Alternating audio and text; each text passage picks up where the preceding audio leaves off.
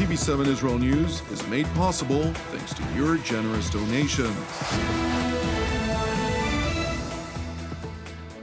Shalom and good evening. This is Mayan Hessen for TV7 Israel News, broadcast to you from Jerusalem.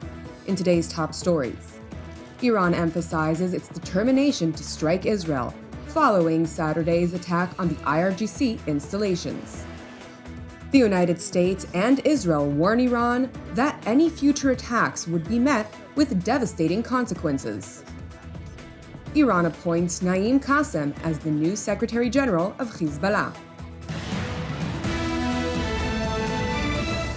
The Islamic Republic of Iran is determined to once again attack Israel, despite losing a significant amount of its most advanced aerial defense systems, in addition to losing its capacity to produce additional stocks of ballistic missiles.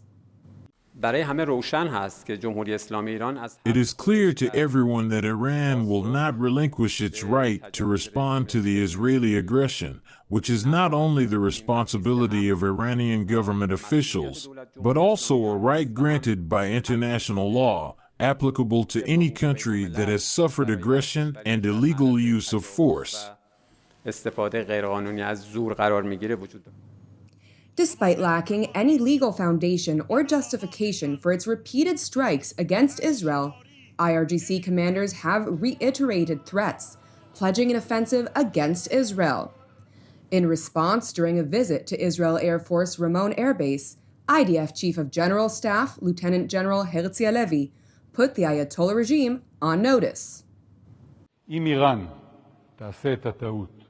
If Iran makes the mistake of launching another missile barrage at Israel, we will once again know how to reach Iran with capabilities that we did not even use this time and strike very, very hard at both their capabilities and locations that we set aside for now. We did this for a very simple reason, because we may be required to do this again. This event is not over. We are still in the midst of it. We could not have done this without the significant capabilities each and every one of you brings, and now we are looking ahead. Looking forward, I say this to you, we are highly prepared across all fronts. We are operating in Lebanon, in Gaza, fighting terrorism in Judea and Samaria, and in other distant arenas. It is important to note that U.S. CENTCOM Commander General Michael Kurilla is scheduled to arrive in Israel tomorrow. According to sources in the know, General Kurilla's visit will focus on the Islamic Republic of Iran, in accordance with the Pentagon's cautioning of Jerusalem that Tehran may very well decide to launch yet another attack against Israel. Nevertheless, during last night's Pentagon press briefing, Major Pat Ryder merely stressed that the United States is keeping a close eye on Iran. It's certainly something we're keeping an eye on right now. There is that possibility, and we have to be prepared for all contingencies. I think, again, as we've highlighted in our readouts with Secretary Gallant and Minister Gallant and Secretary Austin, we continue to remain committed to the defense of Israel and to be prepared should Iran opt to do something, but that's something we'll keep a close eye on. Meanwhile, at the UN Security Council, Western powers pushed back at Iran's rhetoric, warning that any future strikes against Israel would carry severe consequences. According to U.S. Ambassador Linda Thomas-Greenfield, while the United States actively constrained Israel's recent attack against Iran, any future attacks by the Islamic Republic would undoubtedly draw a greater response. Colleagues, not even 4 weeks ago, on October 1st, Iran launched nearly 200 ballistic missiles at Israel, with many targeting the country's most populous city, Tel Aviv.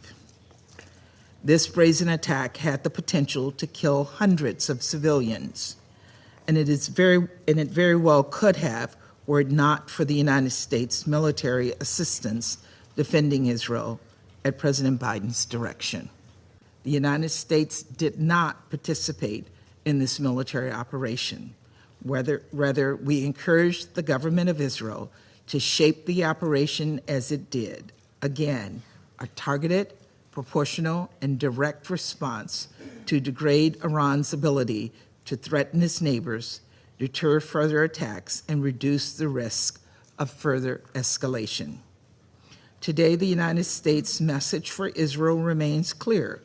We will always help secure its people and territory from Iran and its terrorist proxies and partners. Our message for Iran remains clear as well. Should it choose to undertake further aggressive acts against Israel or U.S. personnel in the region, there will be severe consequences. We will not hesitate to act in self-defense. Iran, on its part, resorted to its regular state of victimhood in a desperate attempt to claim legal justification for a future attack. The responsibility for this dangerous escalation lies squarely with the Israeli regime and certainly with those who enable it, foremost among them the United States, which remain Israeli primary and unwavering supporter in committing these grave atrocities and also paralyze this august body to fulfill the primary responsibilities. The United States' involvement in Israeli aggression through its provision of technical expertise and advanced military system to Israel has further instigated and emboldened Israel to conduct its aggressive attack against Iran. Therefore, the U.S. government is complicit in Israeli aggression and will bear its consequences. Furthermore, the United States has already been complicit in the ongoing war crimes and genocidal campaign targeting civilian and civilian infrastructure both in Gaza and Lebanon. The vast majority of bombs Israeli drops on Gaza and Lebanon are U.S.-made. In conclusion, Madam President, the Islamic Republic of Iran has consistently championed diplomacy as the pathway to addressing regional challenges and fostering peace and stability. However, as a sovereign state, the Islamic Republic of Iran reserves its inherent right to respond at the time of its choosing to this act of aggression, a right clearly affirmed under Article 51 of the UN Charter. Our response will be lawful and fully compliant with international law. In response to the Iranian baseless rhetoric, British ambassador to the world body, Barbara Woodward, called the Ayatollah regime out, stressing that Iran is not only a victim in this conflict. Both Iran and Israel have conducted direct strikes against each other. But Iran is not just the victim in this conflict. Now, however, is the time to stop. Iran should not respond. All sides must exercise restraint. No good can come of pouring more fuel on the flames of this escalating cycle of violence. In contrast to the US and Britain, China and Russia seized the opportunity to condemn and attribute all blame to the State of Israel. On October 26th, Israel launched rounds of airstrikes against several sites in Iran, causing damage to facilities and casualties on the Iranian side. China condemns any violation of Iran's sovereignty and territorial integrity and opposes acts of destruction that threaten regional peace and security. At present, the Iran-Israel relations and the situation in the entire Middle East region are on the edge. We are gravely concerned about the escalation caused by Israel's action. Urge Israel to effectively cease all provocative acts. At the same time, we call on all parties to exercise calm and restraint, jointly abide by the UN Charter and the principles of international law, and return to the right track of solving disputes through political and diplomatic means. France, in its part, focused predominantly on Israel's defensive counteroffensive versus Iran's Lebanese proxy, Hezbollah. France is working to bring about a ceasefire along the Blue Line and the full implementation of Resolution 1701. Any other solution will only reinforce current instability. The sovereignty and territorial integrity of Lebanon must be respected. Israel knows from experience that military successes does not necessarily mean that it has victory in Lebanon. In parallel, France is very much attached to the security of Israel. Hezbollah must put an end to its attacks. The war must not allow those that want instability to win the day, neither in Lebanon nor in other parts of the region. It is important to highlight that Iran designated a new leader for its Lebanese proxy Hezbollah, former Hezbollah Deputy Secretary General Naim Qassem. Consequently, Israeli Defense Minister Yoav Gallant posted on his X account, "Temporarily appointed, not for long." Meanwhile, the Hezbollah terror organization has launched hundreds of rockets, missiles, and unmanned aerial vehicles towards Israel in recent days, regrettably killing an Israeli Arab resident with a direct hit in the village of Tel Shicha. There was a heavy barrage of rockets and missiles to the area of Malot Tarshiha. We received a report on several scenes. The police officers, who unfortunately have been prepared since October, we are prepared in practice for this, left immediately to the scenes for searches, and we also arrived at this scene where, unfortunately, one person who rushed to the fortified room and did not get there in time was killed.